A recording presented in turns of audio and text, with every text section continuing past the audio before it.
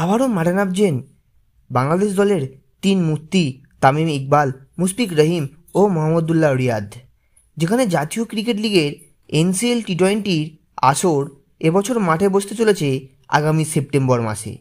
আর এই টুর্নামেন্টে অংশগ্রহণ করতে যাচ্ছেন দেশের ক্রিকেটের তিন বড় নাম।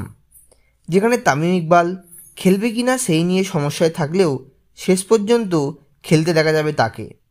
এছাড়াও মুশফিকুর রহিম, মোহাম্মদুল্লাহ রিয়াদকেও দেখা যাবে এই টুর্নামেন্টে।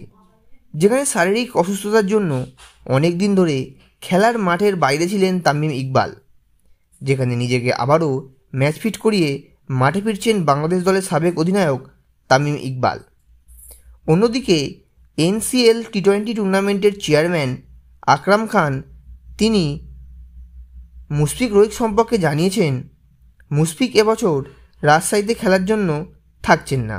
ইতিমধ্যে সিলেট বিভাগের সঙ্গে যোগাযোগ করেছেন তিনি এবং সব কিছু ঠিকঠাক থাকলে মুশফিক এবছর সিলেটের হয়ে মাঠে নামবে। এছাড়াও আকরাম খানের সঙ্গে মোহাম্মদুল্লাহ রিয়াদেরও কথা হয়েছে, খুব সম্ভবত তিনিও এবছর মাঠে ফিরছেন।